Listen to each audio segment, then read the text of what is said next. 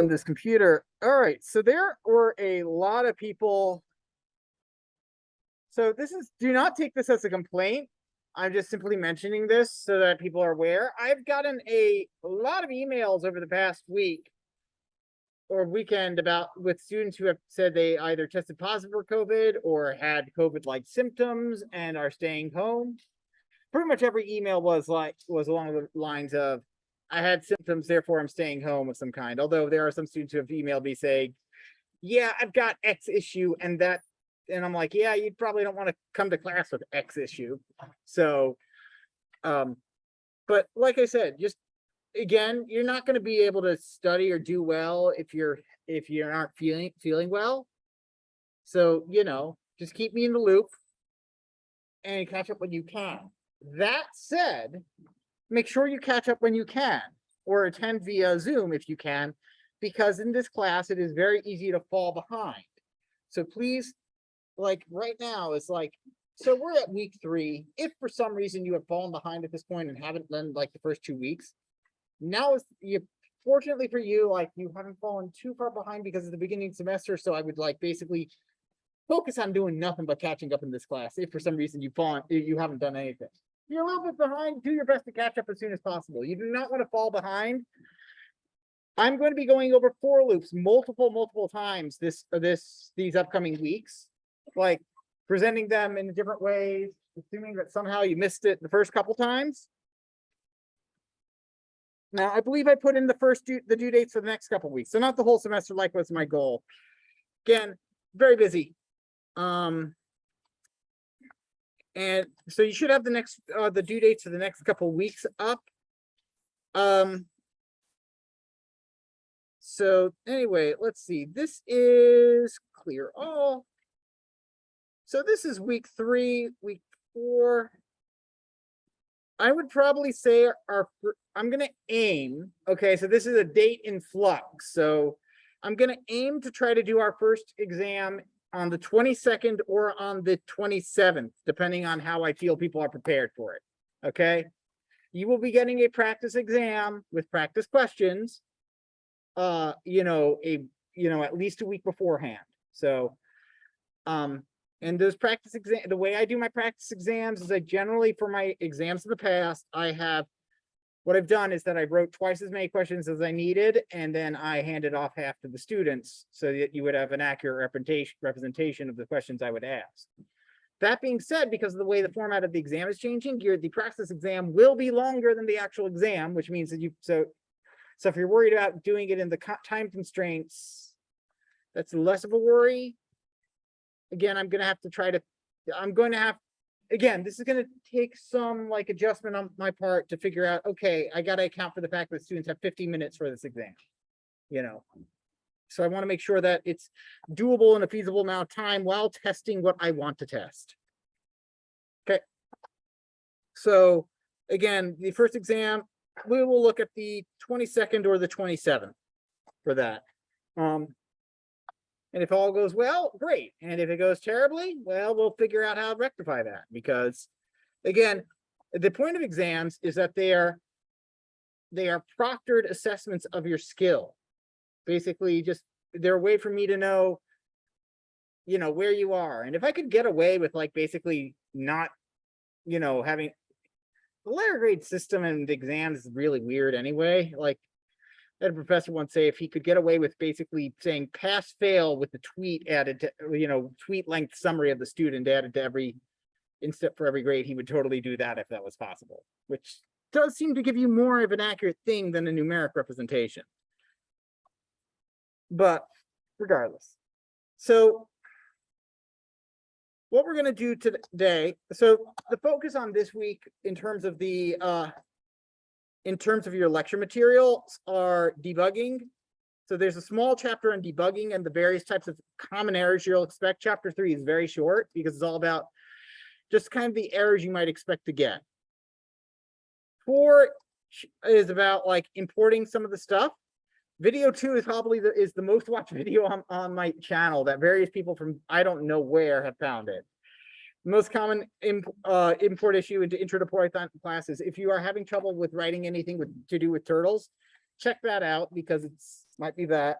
And then going over the random module, which is, again, as you'll see me say multiple times, computers can't really do randomness because they're working off of mathematical equations based off of givens.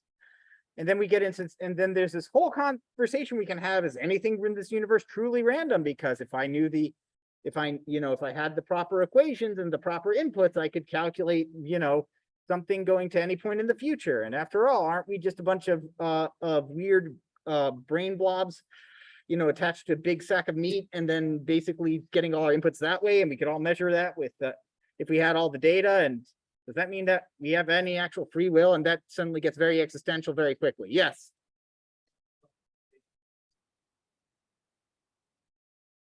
Yeah. That's essentially what a brain is. But anyway, the point being is that that gets existential real quick class, and we can leave that for the philosophy professors to deal with. Instead, just know that when we talk about random numbers in Python, or in any programming language, we are dealing with pseudo-random numbers, meaning that they are statistically random. And that you sitting down, unless you're really putting way too much effort into it, can't predict what the next number is going to be. All right, so and I also give you the readings for the next upcoming week. So this is the schedule for today and tomorrow. Tuesday which is today, we're going to do project 4 from the textbook, which is about drawing circles with turtles. And then on Thursday, I'm going to go into detail about for loops again, but this time from a mathematical point of view, talking about how we approximate the value of pi. Because turns out pi is actually a bit of a complex number. Actually, it literally is it's an irrational number, technically. It's a bit of an irrational number, and it's complicated to try to figure out all those values. And honestly, there's an entire page on Wikipedia about the history of people computing pi. So we'll go over some of the approximations that people say, okay, we can do these equations and it converges to pi. In other words, if we do this equation long enough, it'll work out. So with that, I'm going to go ahead and open up Runestone. We're going to talk about turtles. If you can't tell, I like turtles. And now I got asked a question about as I was leaving class on Thursday from a student. It was a very good question that's worth addressing, which was, come on. Sure. Am I the only one having issues with getting to Runestone?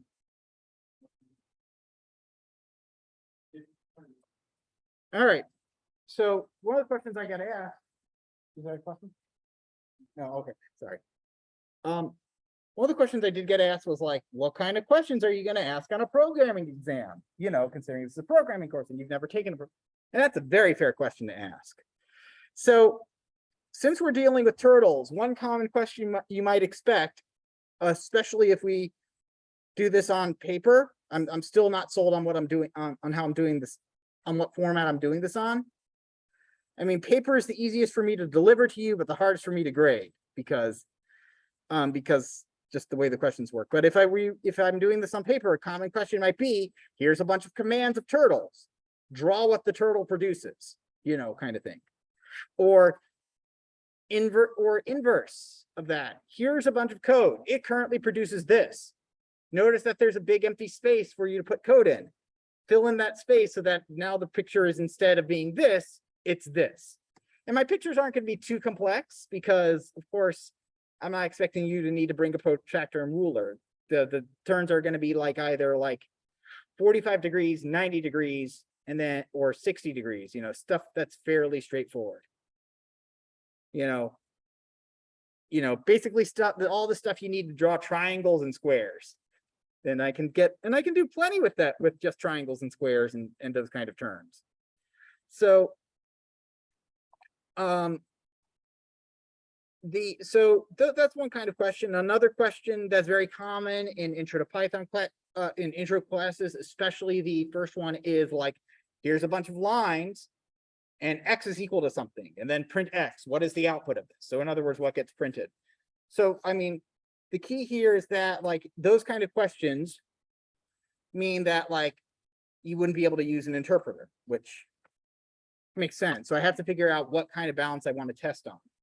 And I think for at least this first one, I probably want to do some amount of paper exams because of the, just because of the, I get to ask you some easier questions. I get a bit more leeway in there. That said, regardless of how we do this and what resources you have, you will always be allowed at the very least one, cheat sheet or some amount of paper notes, because the, I think it was Eisenhower who said plans are useless, but planning is essential. So the act of actually creating your notes is actually what matters more than the notes themselves most of the time. All right, with that, let's go ahead and talk about turtle graphics and repetition. So we're going to work up our way. Yes. Sorry. Oh, Runestone. So log on to Runestone, go to fall 2020 Rosen or 2022 Rosen, and we are doing project 4, which is drawing a circle with a turtle. So we want to draw a circle. Now there is a circle built into the turtle module, but that's no fun. Well, suppose we want to draw our turtle to draw a circle, and the circle needs to have a certain radius. The user supplies that radius, and then we draw one from where the turtle is currently standing. Now, drawing a circle may be a bit of a challenge, but this is one of those things that basically, if we start out, we can with something, we can create a general solution and work on this. And this will help you this will help you get one of the answers you need for your homework 3, by the way. So doing this will help you. So let's start, instead of starting and going to the full, circle, let's start out with a bit of an easier exercise. Let's ask the user for a side length, and we're going to draw a triangle instead. Okay. Now, a couple notes. So first off, we have to ask the user for a side length, right? So how do we ask the user for something? What is the command? Yes. You were raising your hand. Input. Yeah. What was you're going to say, right? Input. Right. And then we put whatever we want. Now this is the side length, right? So we put in side length or enter side length. And that tells you how long the length of something is. So for instance, if the user basically entered like 50, they might draw something this length, versus if they if you put in 100, a side might be that length, not to scale because I'm terrible at drawing, especially on a computer screen like that. Okay. So what do we need to do what's the next thing we need? What do we need to do with this input?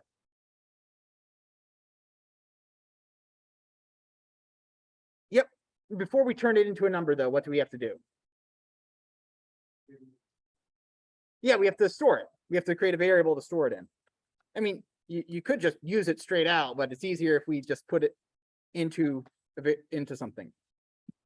Side is equal to this, and then the next step is to, as you say, convert it into an integer, because we're getting a number and we want to convert it into something so that's useful.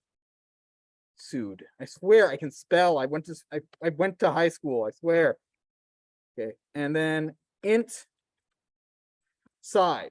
Now, one question that at least one person is asking, but not actually raising their hand to say is, well, couldn't I just put the int around that instead? And the answer is yes, you totally could put the int around the input. Take in your input and then immediately convert it into an integer. That's perfectly fine. You can do that if you want. But when I'm doing this in the beginning, I like to break my... Oh, wow, that was loud. All right. That was, woof. It's good to, oh, wow. Okay. Yeah, there we go. Woo, the volume was all the way turned up there. Okay. So over here, wow. Sorry, that completely derailed my train of thought. Yes. Sorry? Import turtle? Yeah, we'll need import turtle. That's a good point. So we've got our side and we've got our, and now we convert it into an integer so we can actually use it. Now we're going to import turtle to make sure we can use the turtle. Now the last bit is that we need to create the turtle before we can start drawing with it.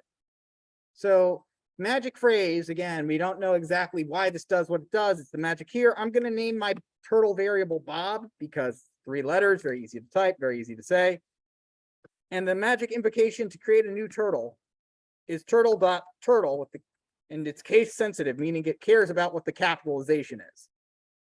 Okay, now from here, I want you to try to draw a triangle to finish this up. Now, again, I'm going to point out what I did last time, but now since we're actually dealing with triangles, here's what you got to know, right? If you want to draw a triangle, right? If we draw like, if I'm drawing a triangle with starting with the bottom like this, the next thing I want to do is this, and then the next thing I want to do is this, right? Which means I'm going to do this and then draw this. So what was the angle that I just turned? So this inner angle is 60 degrees.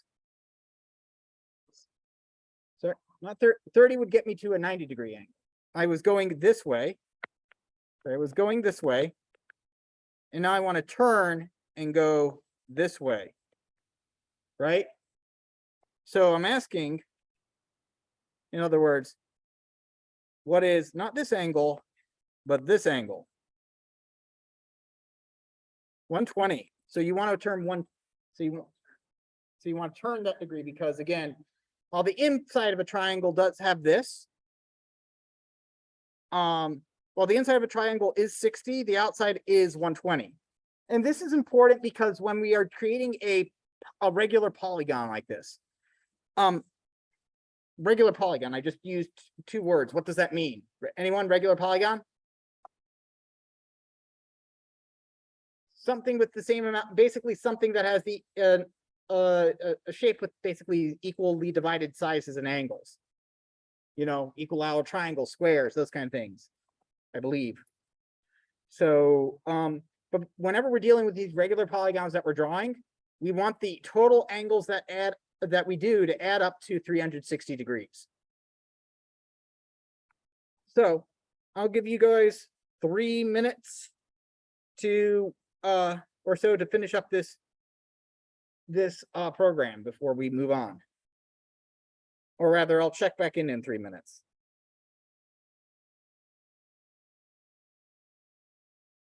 And if you need it, I will share the code anyway, although I don't think you need it.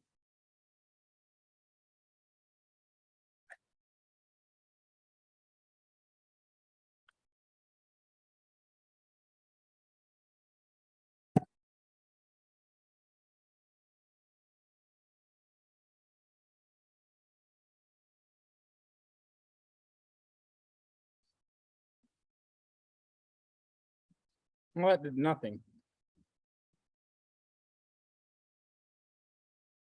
I had to save it. I'm not sure it can share the code.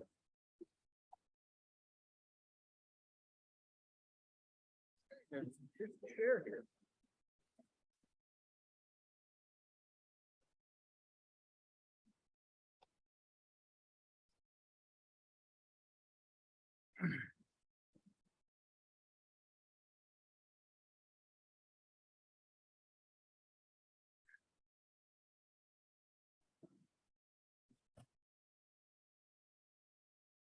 That was loud. Everything okay? Mm-hmm. This work for the radius? For the radius? Basically used to everybody. What you need to do with the radius is to figure out what the circumference is. You have to have the total draw, the circumference. So this would work? Oh, we'll build that. So we want to be gentle. We need to be gentle because right now we want to be correct and appropriate radius size. Well, actually, no. Yeah, but we want to make it a bit more generic. So this is just That should work, but that's operating. Should work, except that. Pi r, sorry.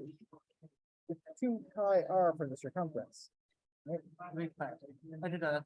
But 2 pi r, so you need to have that baked in for the amount that you're gonna be pulling. Right, so you have the circumference, if you're doing 36, that, then you need to do 2 pi r. 1/36 of that, and how much is going to be count. Which would be painless. Really? You just gotta, we're gonna build up to it. So this is like a. It will produce a circle, won't it? We just won't produce one of the appropriate size.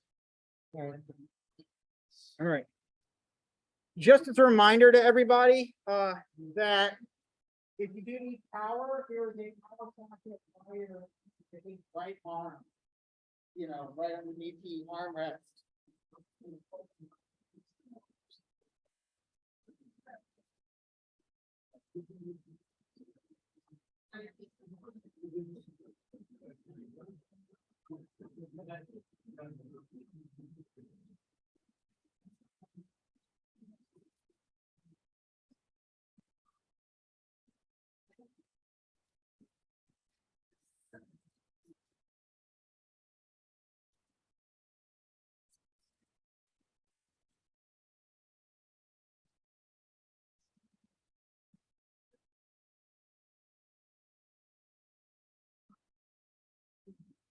All right, do people still need more time on this?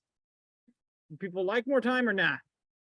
Okay, yep. So all we have to do is that we tell Bob to move forward a certain amount. Specifically, what we're doing is that we're telling Bob to move forward side.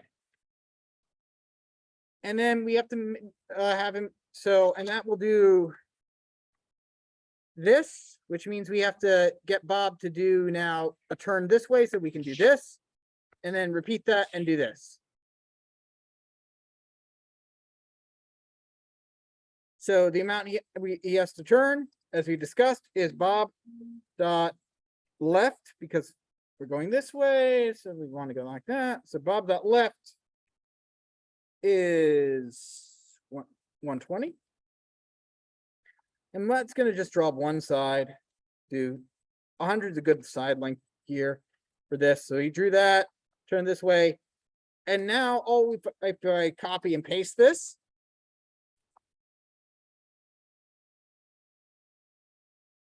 then there I go. And then if I copy and paste this one more time, I can do that. There we go. So basically, he did we basically did 3 identical steps. Okay. 3 identical steps there. Because we had 3 sides. Now, I mentioned last time that there is another way to do this, which is, and I'll comment this out, which is that if I want to repeat some lines of Python a certain number of times, I can say for underscore in range, and then the number of times I'd want to repeat a statement. So 3 times here, because I copy pasted this 3 times. And then I indent. Anything that's inside this indent is what's going to be repeated. And so we want both these to be inside the indent. Okay. So basically for blank in range 3 says do the following thing 3 times. Move forward and turn left 120 degrees.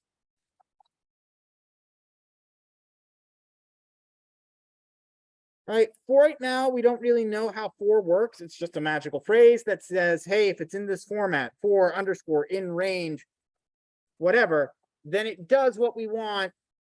It does what's put in here 3 times. If I were to do it 5 times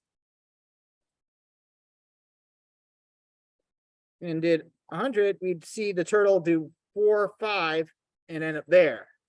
Would go 1, 2, 3, 4, 5.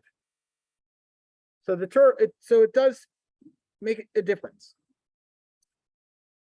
All right, and it can be a way to make your code shorter at the moment. So now that we've done that, let's take, now that you've done that, take maybe 5 minutes and draw a square. Do what we did there, draw a square. Actually, I'll check in 3 minutes. Yes, question? Yes. I will share this code that you can reload the page and load it. Give it 1 second though. Say when it's done sharing with, yep, now you can reload your page and you are going to be able to see that in your history. Okay. So I want you to do the next problem. Let's go until 2:29 and then we'll go on to the next one after that.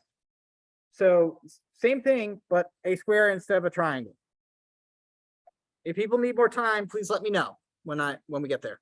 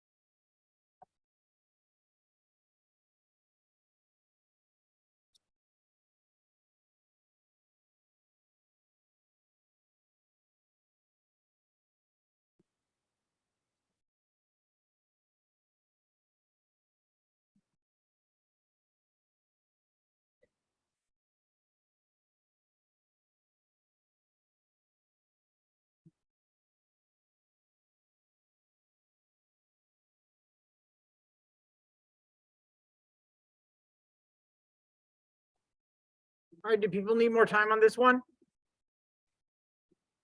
No? All right, so for this one, import turtle, just like we did earlier. Side is equal to input, enter side blank, enter side length over here. And we throw that with an integer around that. And now, to get that down to one line, and now we basically, to draw a square, it's fairly straightforward. You just simply draw a line, turn 90 degrees, and do that 3 more times for a grand total of 4. So 4 in range. You want to do this 4 times. This is the same as copy pasting this 4 times, except it's indented and over here. Oh, right, and I might want to create my turtle too. Very, very common mistake over there. Just trying to go without that turtle. Turtle is dot turtle. Bob turtle dot turtle. Bob dot forward the amount the side is, and then Bob dot I could do left turn or right turn, doesn't really matter. I'm gonna do left turn though, 90 degrees. Because what's important is that this adds up to 360 degrees, right? In order to come full circle, if you will, back to where we started. All right. And if I'm lazy and I don't want to do the math, I can always make the computer do it for me by saying 360 divided by 4, right? And figure that and let the computer do the math for me. And we see doop, doop, doop, doop, and it draws that square. All right. Now, I think you're seeing a theme here. Same thing, but an octagon. So let's take a couple minutes to do an octagon now. I'm sure some of you have already moved on to that and already done that, but bear with me. Go ahead and work on an octagon. 2:35. I will be back and checking in with you.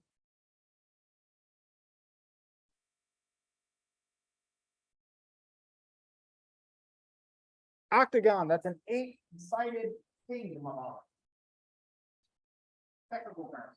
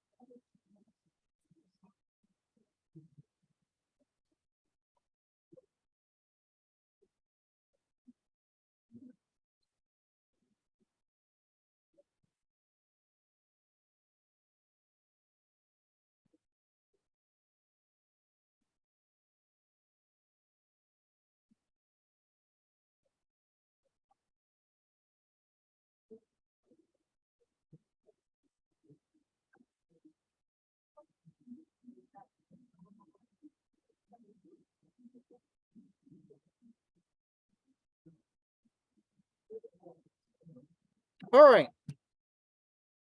So Now for an octagon, well, I'm gonna be lazy and copy paste. So I'm gonna go to the one above it. Go to the one above it, copy. Paste. And I'm gonna change my code. By instead of doing 4, I'm gonna switch to 8. And 360 degrees divided by 8. I mean, how many turns you have to make for octagon? That's a 45-degree turn, right? But again, I'm lazy, so I'm just gonna let the computer do that. It's gonna be 360-degree turns divided by 8.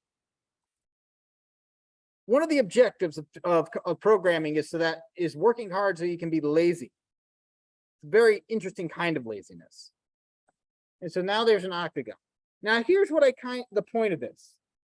So here we start with the triangle, then we went with the square, and then we got to an octagon. And I can say pretty accurately that looks a lot more like a circle than a square or a triangle did, right? So there's a couple jumps here they point out, which is that you can't really think of our circles being perfectly round. I mean, think about it. Have you ever drawn a actual, honest to God, mathematical circle? No, you haven't. Because I can just be a jerk and point out, oh, on the molecular level, the lead didn't, it's messed up here and stuff. So it's not actually a circle. But no, I mean, like, you've got this ideal of a circle that we use for mathematics. So we don't. So, and furthermore, on a computer that, while we do have, like, the computer doesn't necessarily make mistakes other than the mistakes you tell it to make. Again, we're dealing with pixels. Your picture is made of little individual squares. It's just simply zoomed out enough that you can't make that image. So the idea here is that if we want to draw a circle, though, we don't necessarily have to. We just have to draw something that looks like a circle, giving it a lot of sides. All right. Yes. Okay. So the next two problems actually will take up quite a bit of time because they are a bit tricky. But I think we all get the idea here of where we're going. If we increase the number of sides, the more it's going to look like a circle. For instance, if I increase this to 10,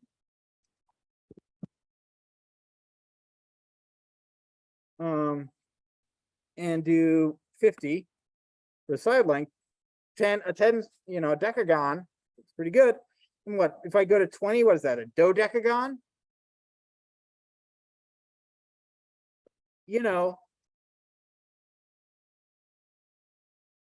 That's going to look very much like a circle. Of course, with a side length of 40, it gets very big very quickly. But if I did a side length of maybe, let's say, 20 over here, that's circle-ish. It looks a bit jagged on the edges, but I've seen worse in video games.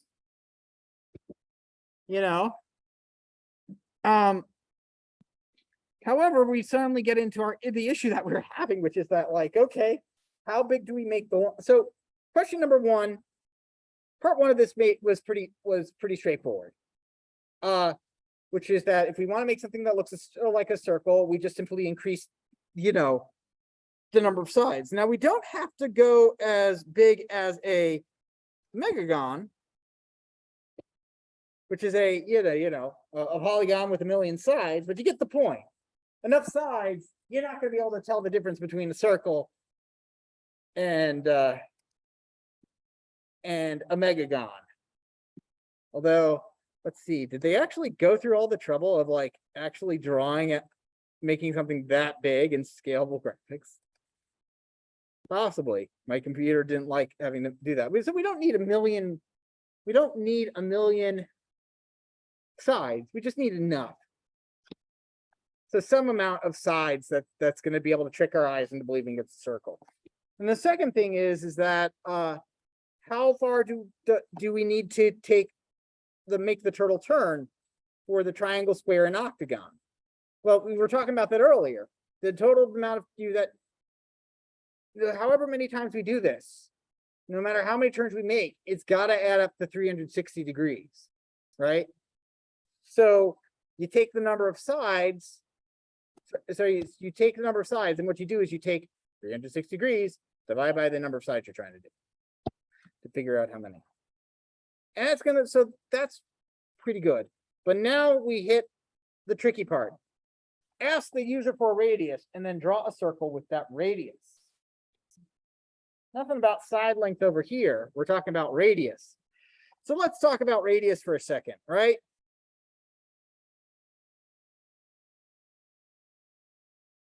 Right, we all know what the radius is. It's the distance between the center of the circle, right? And then, ooh, right, I can draw a shape. Something like that. Yeah, I know, but that's what good Mr. Eraser's for. All right, so we've got a circle. And then we've got this dot at the center of it, right? And the idea here is that the radius is the distance from the center of the circle out to the perimeter of the circle. Right? So this distance is distance r, which is the radius. So the turtle is going to have to draw this distance. The distance is going to have to draw the perimeter. Well, how long is that perimeter? Well, you have a special word for it, circumference, right? So what is the formula for the circumference?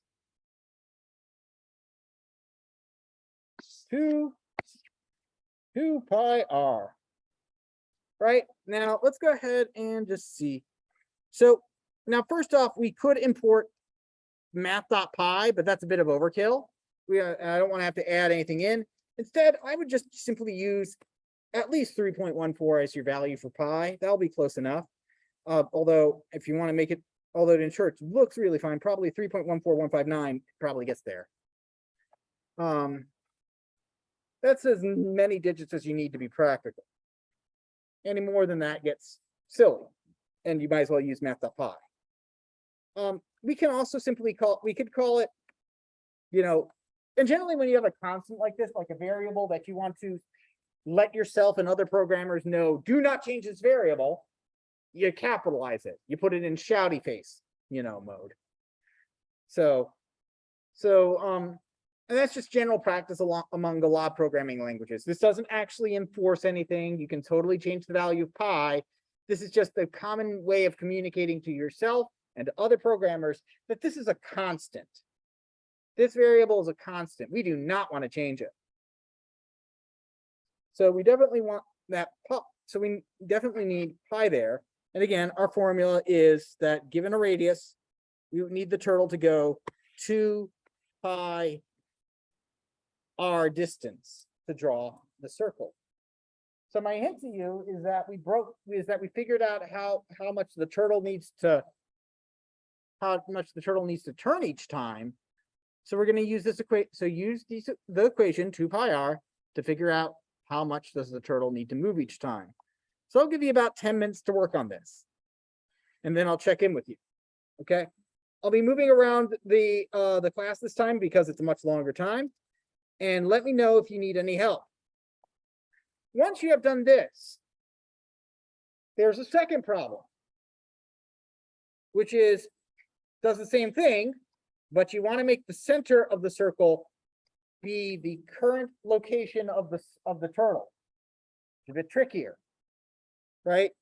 Because what the top one is asking, okay, turtle is here, so I need to draw like this. This one's saying turtle is here, draw this. So again, there are a lot of ways to do this.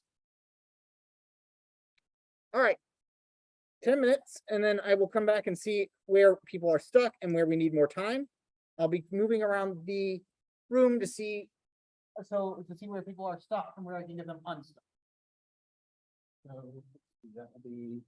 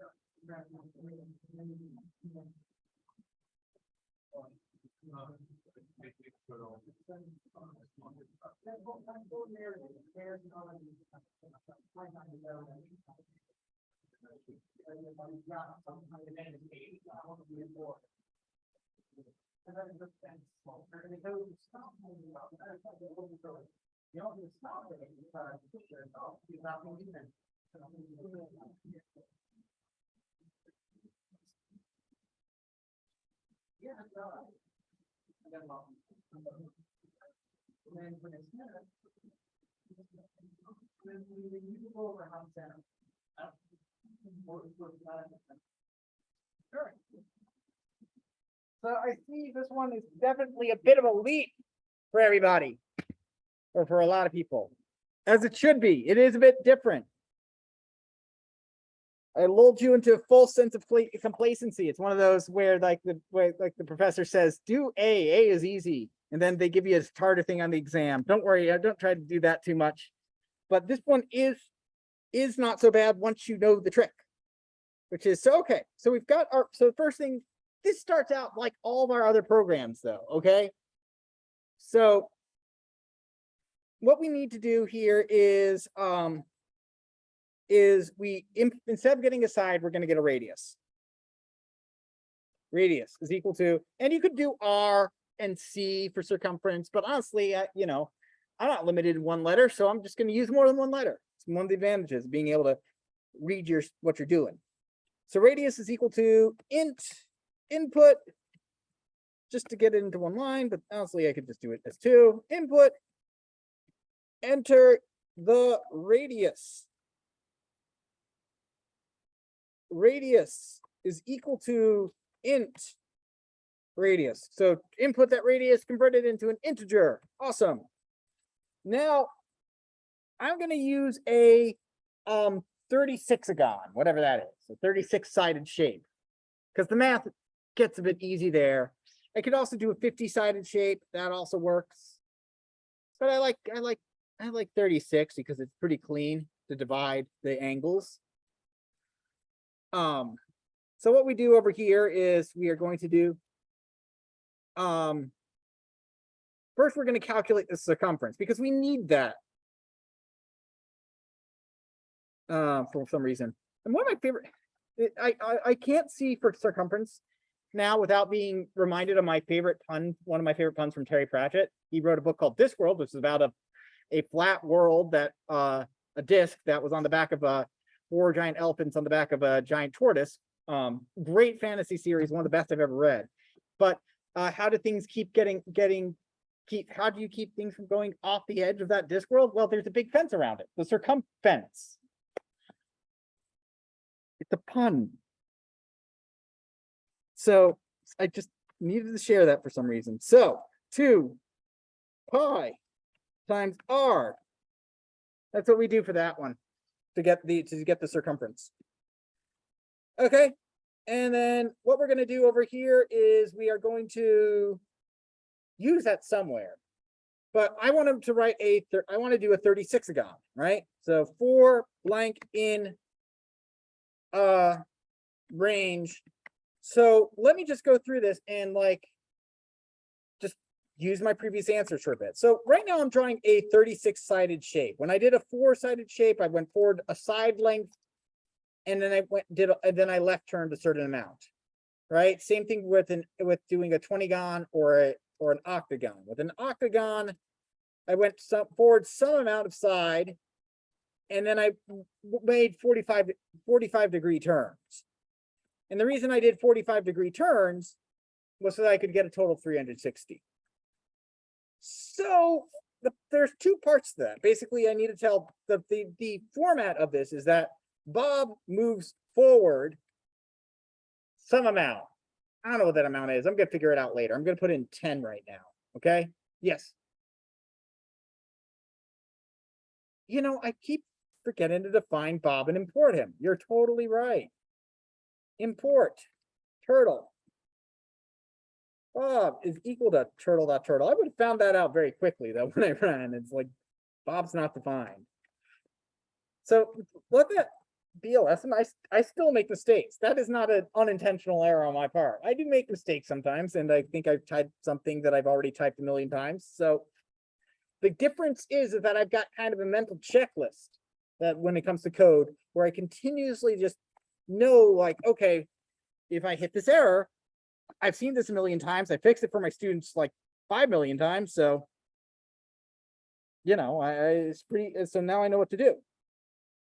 So I don't know what to do about the side length because we have radius and the circumference. So I'm going to leave the side length to another time. I'm just going to leave it as 10 as a placeholder right now, right? Because I've got a format and that format has worked for me.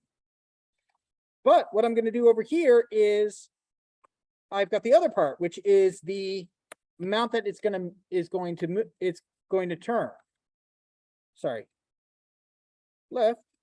And there's 360 degrees total. And however many sides it has, it's going to be, divided by that. So 300, so it's going to be move 1/36 of 360 degrees each time, if it's a 36agon. If it was a 16agon, it would move 16. And the reason I'm doing these weird numbers is because the reason I'm doing these weird numbers is that 360 is cleanly divisible by them.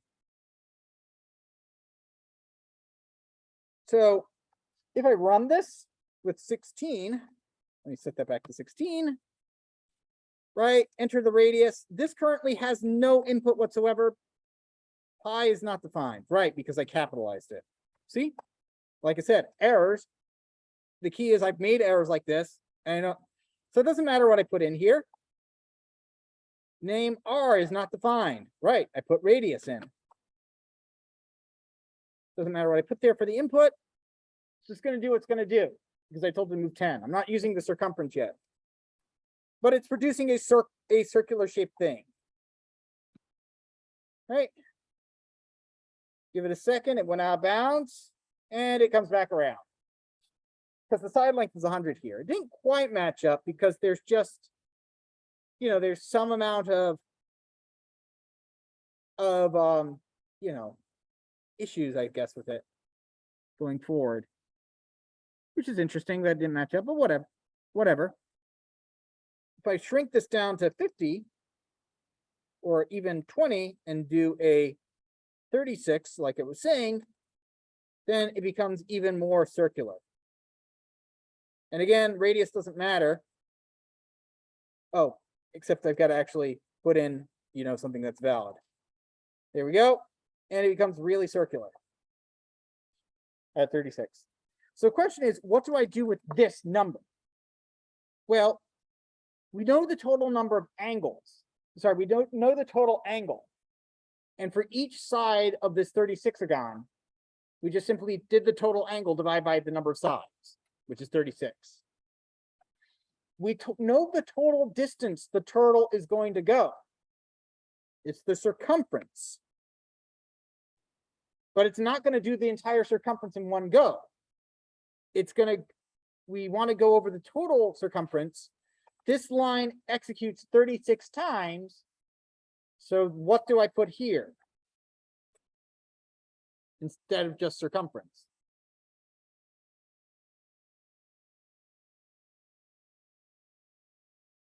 Over 36.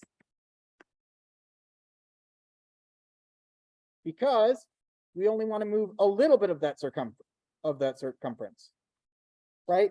This is the total distance it wants to move, which is the total distance of the circumference.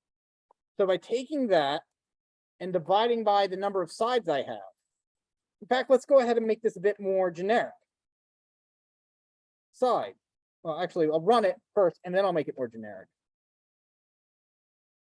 So let's go with a radius of 100.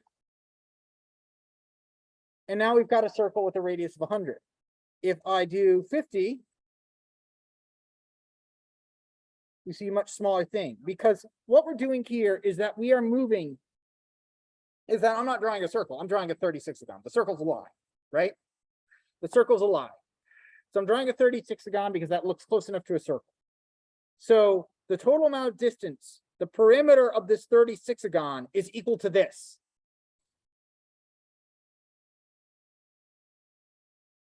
The total amount that the turtle needs to travel is this.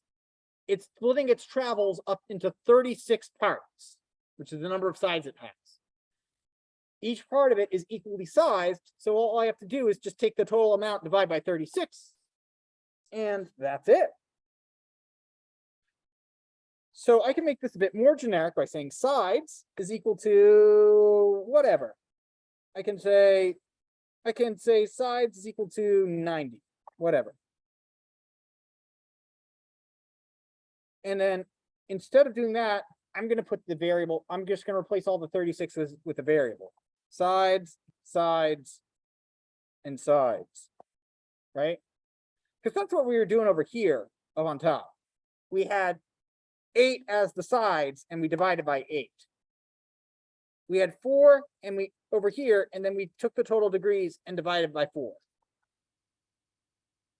So if I bring it up to 90, it's going to be pretty darn, well, slow for one, a bit slower for one, but also it's going to look very much like a circle.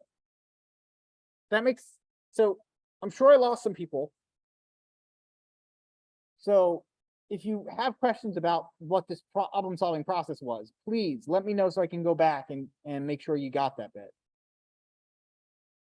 Because again, we're basically working, we're kind of working backwards to figure this one out, which is that we were given the perimeter of the shape we were drawing, which, because it's a circle, it has a fancy name, circumference.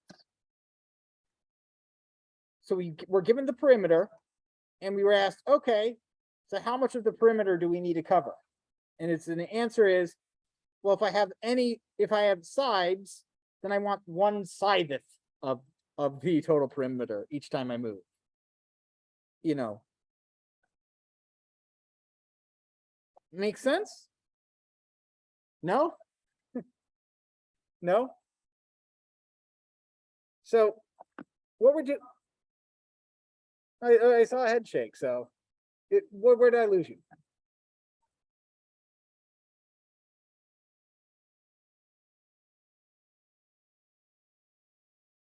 A semicircle.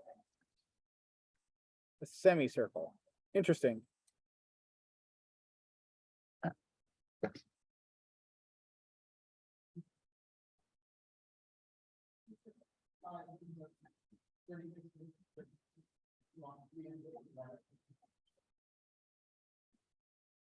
Right? The number of sides.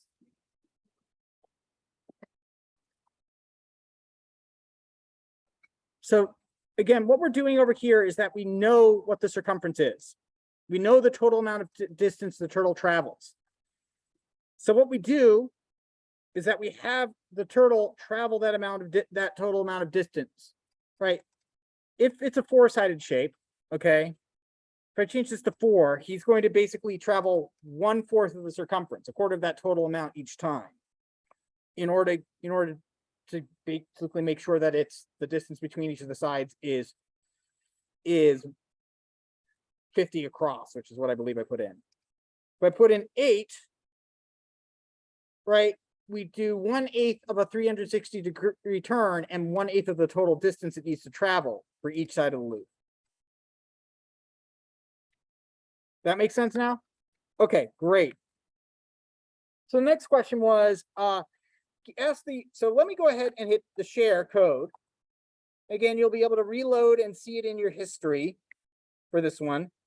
So I'm going to plop this down here, and because of the amount of time remaining, I'll go ahead and show you how to do this one, which is that ask the user for radius, then draw a circle with that radius, but make the center of the circle be the current location of the turtle. In other words, right, with this one, the turtle starts here on the edge of the circle, and he starts and he finishes it up.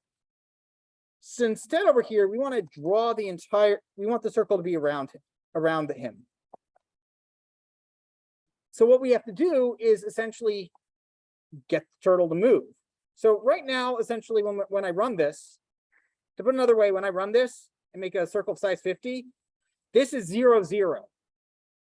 I want the circle, the 0, 0 is where the turtle is. I want that circle to be centered around 0, 0. And there is a way to do that. The simple way to do that, rather, is take my turtle, move him down so that the center of that is, so the center is now here at 0, 0, and then draw the circle.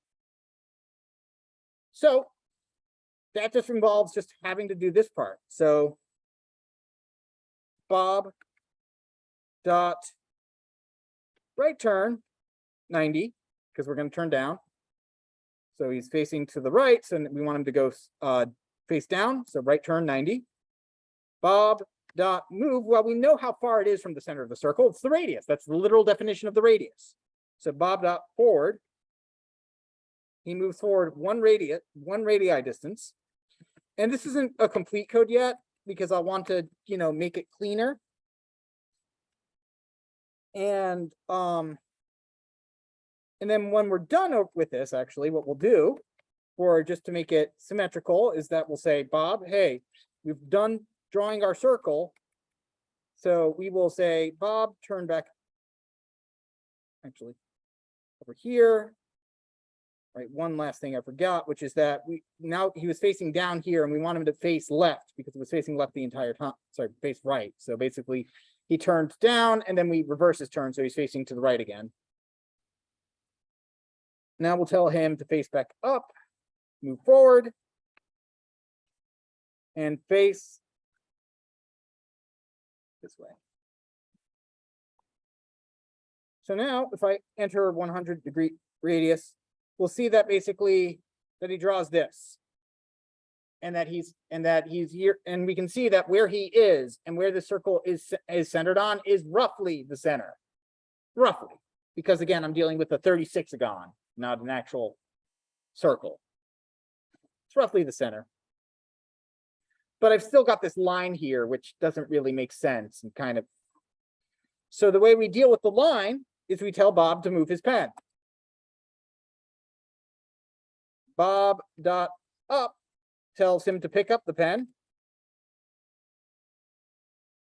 And then Bob dot down to put down the pen so you're ready to draw again. And then over here again, we'll tell Bob to put his pen up and Bob to put his pen down for those movements. And again, I'm going over this a bit quicker than I normally would. And actually I went through that much quicker than I thought I could. So again, 100 radius. He moves, boom, boom. So how does that look again? Let's see now with it. I'll show you in a second. Boom. 100. And we see he moves down, he draws a circle, and he moves back up so that he's back at the center of the circle. So okay, let's go through that again. Drawing the circle, once we finish drawing the circle from the previous problem, actually drawing a circle, not that difficult. Because all we have to do is copy paste it. That's what I mean by not that difficult. Because we've solved it. Now we just need to move it so that we can do stuff on it. So we have this entire block of code over here. And the first thing I did was say, hey, Bob, turn to the south so that you can move, so that you can move off the center. Down, because he's at the center, so we move him down, and we know he draws the circle by going up. So we told him to move down. That's what that code did. Move down. And then move down the radius length, because that's literally how big a circle, the radius of the circle is. Then turn left so that he's facing the original direction so that he can draw the circle. And honestly, we could leave it there if we're okay with Bob staying where he was. But honestly, it feels right for, when I'm drawing these kind of regular polygons for Bob to end up where he started. So what I do over here is I say, okay, Bob, turn back up so that you can turn this way to go up, move up to your original spot, and then turn right so you're facing your original direction again. And the up and the down just simply means that and surrounding it with the up and down over here means that if that this part doesn't get drawn, he just moves.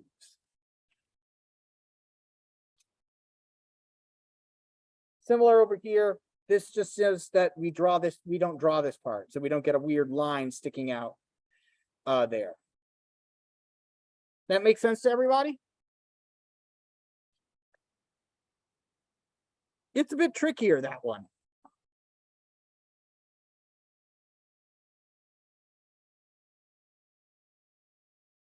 Yeah, it's a bit tricky. This course does involve some math, but it is mainly just trying to figure out where the equation breaks down.